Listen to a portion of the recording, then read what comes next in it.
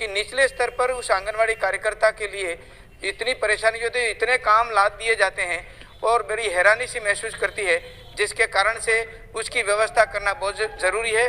मानदेय बहुत कम भी है और उनको स्थायी करने की आवश्यकता इस समय लगती है, क्योंकि वो यह कम मानदेय में इसलिए जो नौकरी करती है कि कम से कम यह मैं स्थायी रूप से यहाँ हो जाऊंगी और मेरे परिवार का पालन पोषण कर सकूंगी।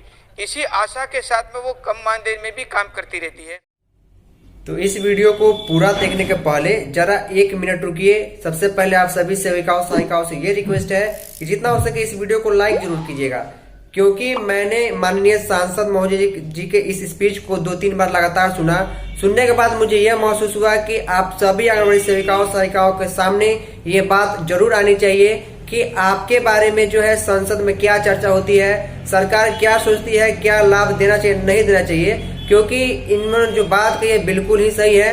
वीडियो पूरा देखिए, वीडियो को लाइक कीजिए, इस वीडियो को अन्य सेवकों से शेयर जरूर कर दीजिएगा ताकि सबको मालूम चल पाए कि आंगनबाड़ी के बारे में संसद में क्या चर्चा होती है, सरकार क्या सोचती है।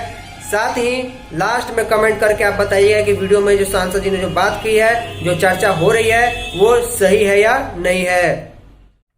ज़्यादा तो मुझे कुछ कहना नहीं है, परंतु जिस तरह से आंगनवाड़ी कार्यकर्ताओं को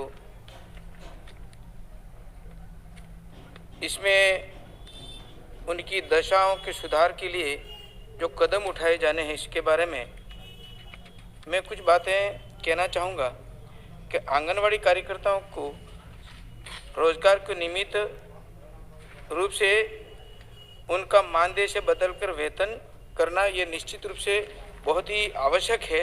इन्हें स्थायी करना चाहिए। भुगतान समय पर नहीं होता है, सेवा का कार्य ज़्यादा है, मानदेय कम है, उन्हें स्थायी कर मानदेय बढ़ाने की आवश्यकता इसमें लगती है।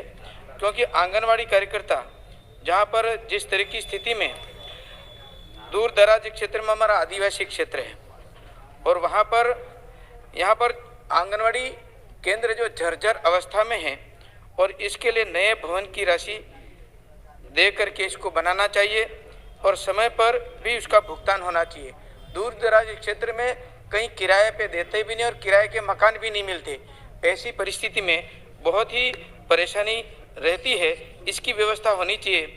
आंगनवाड़ी कार्यकर्ता का चयन या जो करने की जो प्रक्रिया है, उचित समय पर चयन करना, नियमानुसार चयन नहीं होने से आंगनवाड़ी कार्यकर्ताओं को परेशानी रहती है, जिसे समयबद्ध प्रक्रिया के लिए प्रतिबद्ध करना चाहिए। धात्री माताओं एवं आंगनवाड़ी केंद्र गर्भवती माता, बच्चे और उनके वजन और पोषाहार की व्यवस्था सुचारू रूप नहीं हो रही है, उसे व्यवस्थित करना चाहिए।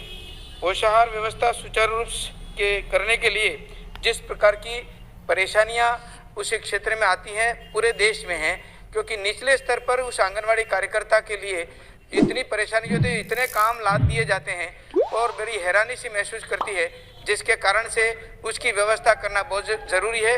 मानदेय बहुत कम भी है और उनको स्थायी करने की आवश्यकता इस समय लगती है, क्योंकि वो यह कम मानदेय में इसलिए जो नौकरी करती है कि कम से कम यह मैं स्थायी रूप से यहाँ हो जाऊंगी और मेरे परिवार का पालन पोषण कर सकूंगी।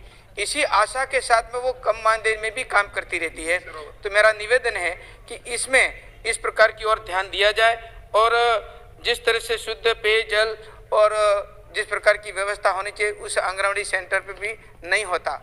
और निश्चित रूप से जो मैं निवेदन करना चाहूँगा कि आंगनवाड़ी सेंटर बहुत उस क्षेत्र में जर्जर अवस्था में और नए बनाने की आवश्यकता, उसकी भी पूरी राशि अलॉटमेंट करके बनाना चाहिए, तभी जा कर के यह काम निश्चित रूप से होगा। और अधिकतर चयन प्रक्रिया में ये होता है जहाँ राजनीति के दबाव, जैसे साल भर और 1.5 साल 2 साल तक ये प्रक्रिया चलती रहे तो उस आंगनवाड़ी सेंटर चलता कैसे होगा। इसलिए कोई सरल प्रक्रिया बनाई जाए जिसके कारण से यह व्यवस्था सही ढंग से चल सके। बहुत बहुत धन्यवाद।